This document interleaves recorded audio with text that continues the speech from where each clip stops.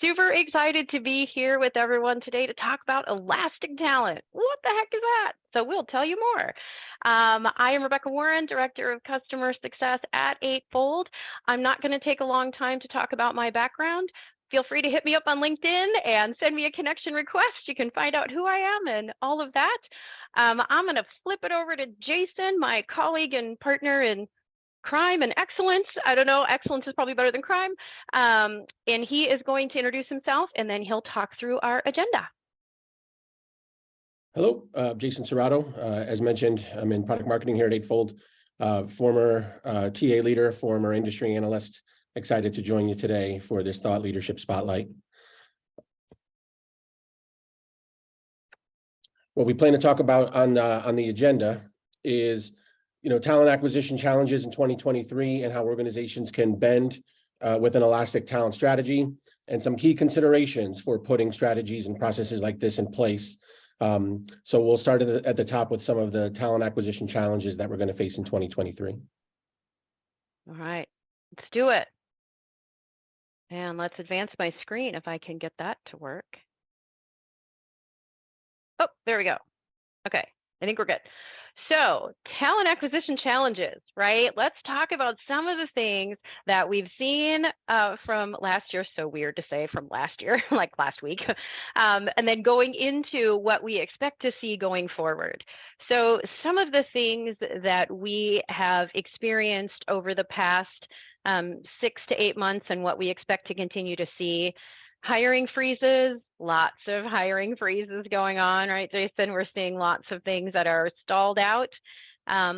We're also then seeing, if we skip over all the way to the right side, that lack of candidate volume. So with hiring freezes, things are a little bit uncertain for folks. Candidates maybe aren't looking to switch jobs. They're not applying to new roles.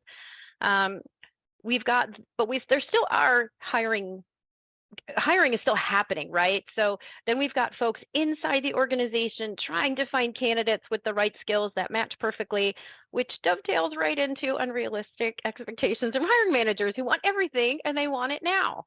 So lots of things that we've seen that have caused some hiccups, bumps. I don't know, Jason, what do you want to say to that?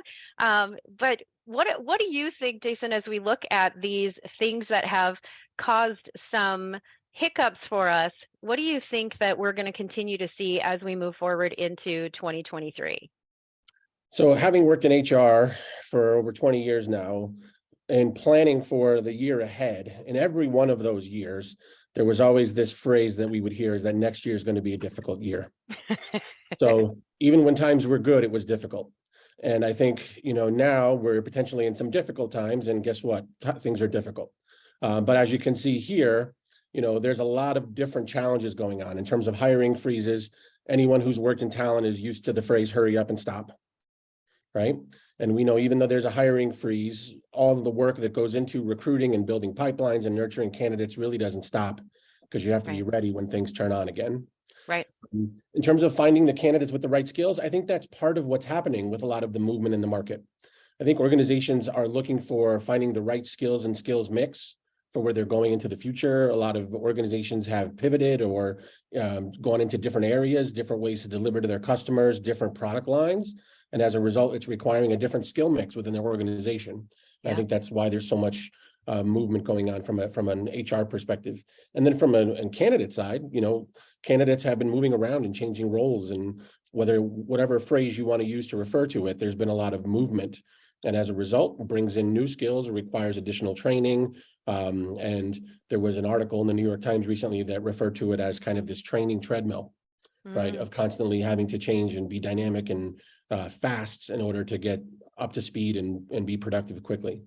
I think one of the things that's also interesting is the photo on the right with lack of candidate volume, our favorite, office space meme. I was talking with a company the other day, and one of the metrics that they track is the percentage of their requisitions that have fewer than 10 candidates on the slate. And going through the second half of 2022 and the start of 2023, it's never been higher. So, we're fighting for the same skills. There's talent scarcity a little bit, depending on what we're recruiting for. Mm-hmm. So how do you have a hiring freeze while you're trying to build pipelines, where you're trying to find the right skills, where you're trying to increase candidate volume? it's a little bit of three-dimensional chess. Yeah. Lots of moving parts, right, that are happening, things that we've got to be aware of, things that we're seeing. Like if we look at what just the headlines over the last couple of weeks, right, we've seen some things that are hitting us that we're like, whoa, this feels crazy. We've got layoffs again, those hiring freezes. What does that hiring process look like? But I want to take a step back here because there's a lot of things that make us, I think, stressed about what we've seen and what we expect to see. I know we're really tired of talking about the pandemic. I'm super tired of talking about it, but there are some things that I think are important for us to have acknowledged and learned from what we've gone through over the last couple of years, right? We've heard it said that from pain comes progress. Yep, we've got a lot of pain, right? The pandemic brought a lot of that for us. And it's been twofold in the work world. So first, many employers learned that remote work was not only possible, but also really effective, both in results and reducing costs. And second, employees realize they have choices and that permanent roles sitting at a desk in an office aren't the only way to get work done and to be successful. In the past, I think it was less possible for folks to work remotely and still develop a career. And we're learning today that that actually can happen and is very effective. I know my personal thought was, life is too short to live where you don't want to live or to do work that you don't want to do. So becoming more intentional about what I'm doing and where I'm doing it. I love working remotely. Jason, we've talked about this before, right? Like we're all professional on the top and a party on the bottom. I have my yoga pants on, just saying, and maybe I have some slippers on because I'm in Arizona and it's really cold today. But there's a lot of things that have gone into what we're seeing. So flexibility of where we work, how we work, but now we're seeing a lot of these changes in the markets because of the pandemic shutting everything down, and then that rebound of everybody hiring and trying to figure out how do we get back on track. And a lot of this feels like it's in reaction to maybe overhiring or not quite sure how to predict what's coming. So I know this is a hard time for a lot of folks, and I have to say I'm super bummed for those folks that have had their positions change or have had roles been eliminated. Certainly, it's a rough for folks to have to go through that. But as we think about that, organizations still have hiring needs. So I'm going to stop here for a second. Jason, thoughts on that, on what we're seeing, not just from a candidate perspective, but also from an industry perspective? Yeah, I think, there's a lot to digest there, and there's no single answer, and a lot of organizations and industries are in different places. One of the issues around the layoffs is they tend to be right now in tech, right? But those And in people HR. that are getting laid off are finding roles relatively quickly if you read the research and follow the data in other industries, as those other industries have wanted to become tech companies for some time. So Right. they're going through and trying to acquire some of that talent as the talent moves. But I think this maybe it's because requires a focusing whole. on skills, it's focusing on the skills as opposed to just a resume or a background. Sorry, I didn't mean to cut you off there. Yep. And I think it requires a variety of efforts and solutions. Part of it is being more agile with your talent around, scaling up and scaling down to, deliver to customers and understand kind of the financial situation of your company. But I also think, there's this whole concept around return to office. And you see here the second headline there, this very controversial phrase, quiet hiring. I think, HR and managers are in a very precarious position. And then part of what they need to do is we need to lead differently. We need to look at talent differently. We need to manage people differently, but also at a much faster pace than we may have done this in the past. Yeah. And so when we were putting together what this deck could look like, these two things I thought were super interesting as we look at the number of jobs that were added in December, 223,000, which was very similar to the number of jobs that were added in November. So super consistent that we're continuing to add jobs. Organizations are still hiring. As you said, maybe they're looking in a more flexible way than for folks to fill the needs for the open positions. But then looking at the number of openings for contract and temporals, and we'll talk a little bit about all of that in a second, but what does that look like now for a contingent workforce, for organizations that still need to get work done, but maybe aren't looking at it in such a binary way, right? A person leaves, a person gets hired. What do you think about some of these numbers here? I thought it was fascinating as we were putting this together. Fascinating, operating at historic rates. Unemployment is at historic lows, even with all of the movement and some of the negative news that we're hearing.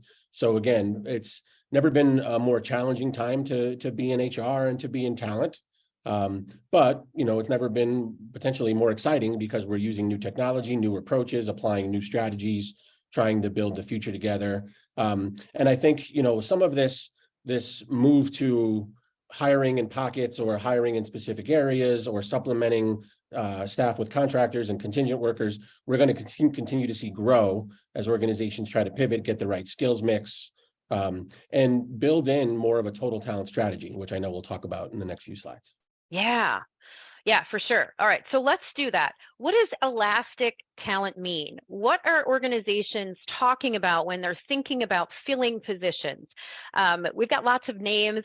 The list we came up with: freelancers, giggers, temps, contingent workers, consultants, contractors.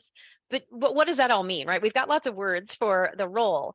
When we think about that from a explanation, looking at connecting non-traditional workers to an overall talent strategy. It's allowing that flexibility for organizations to scale up and down, hiring in a time when things are really busy, but then being able to reduce that from a flexibility standpoint. You're not impacting the organization the same way when you close a project for a contingent worker as you are with eliminating a particular position, right? There's some different flexible pieces in there. Using different methods, I guess that's the best way to say it, right? Using different methods to hire outside of a permanent full-time position. What did I miss? I think, the phrase elastic refers to being able to scale up and scale down quickly. Right. Yep. So being able to be agile and dynamic and respond to changes in the market, changes in how you deliver to customers, changes in maybe the skill mix you need, what you're trying to develop in-house, what you're trying to supplement with external expertise. I think that's what we're seeing with kind of this type of strategy coming into popularity.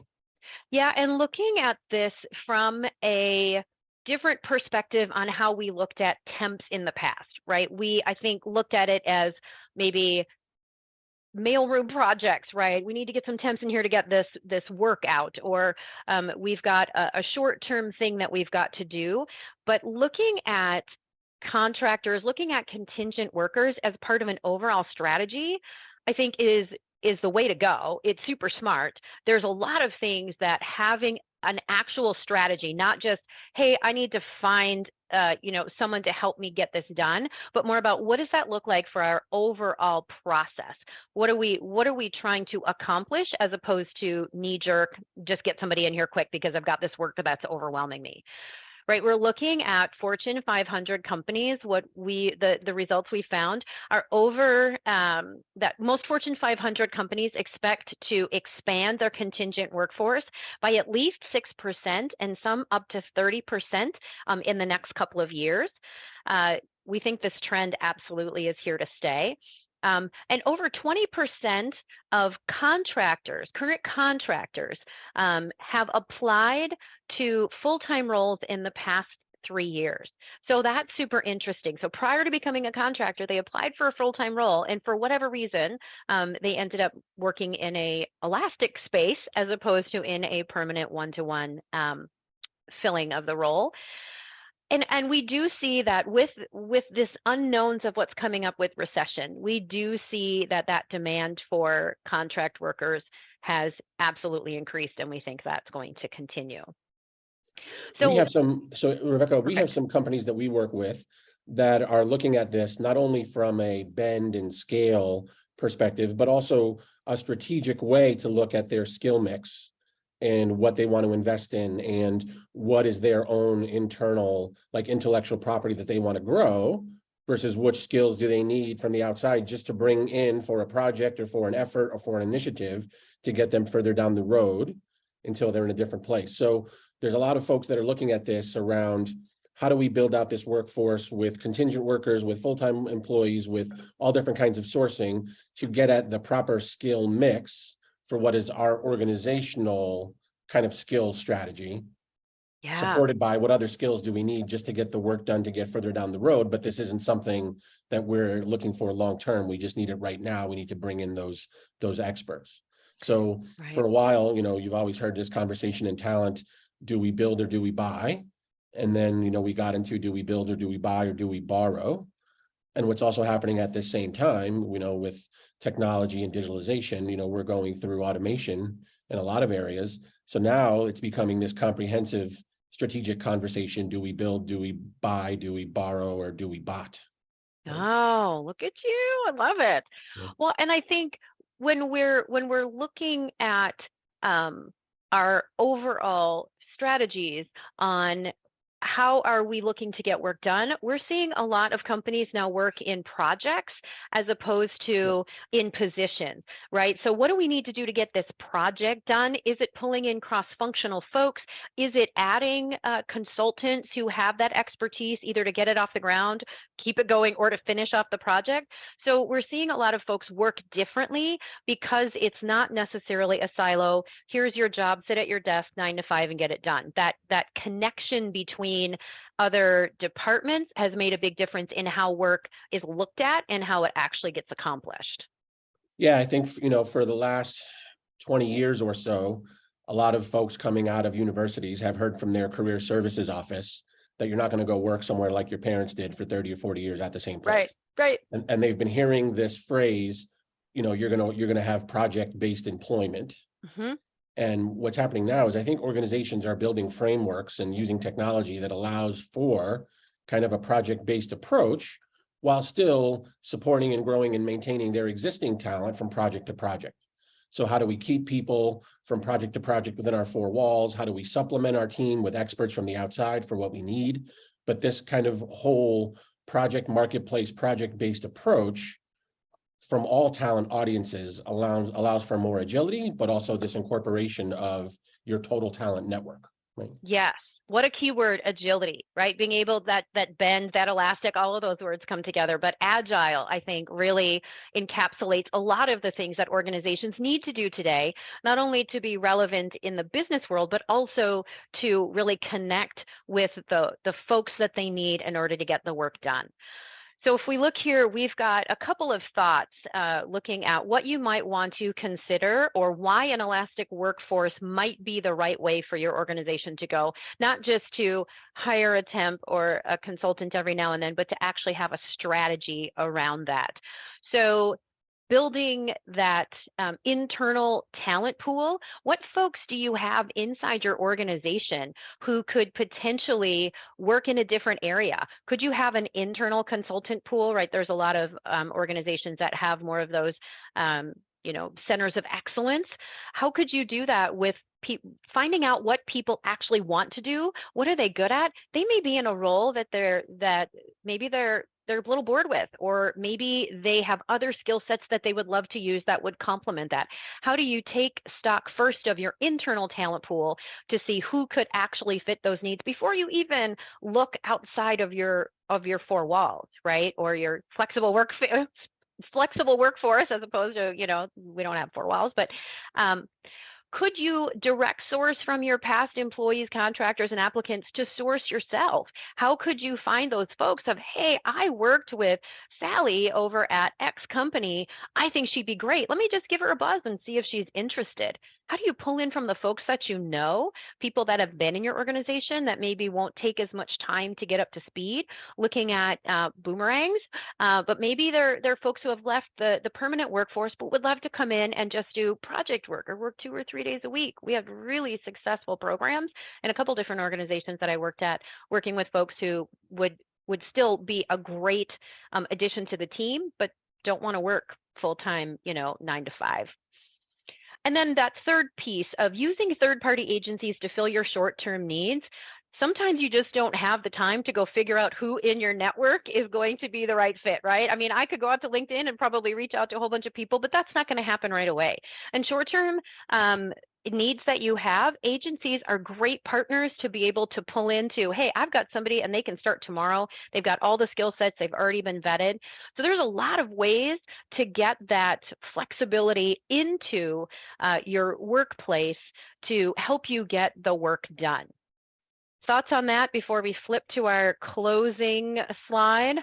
Yeah, I think all of these are important approaches to support the way work is getting done these days and how we are shifting from how we've done this historically. We were working with a company and they talked about how they needed to deliver to customers in a very different way. And their entire delivery mechanism, supply chain, business model was changing. And as a result, instead of focusing on title and role, they focused on the work that needed to be done and what were the skills that were required.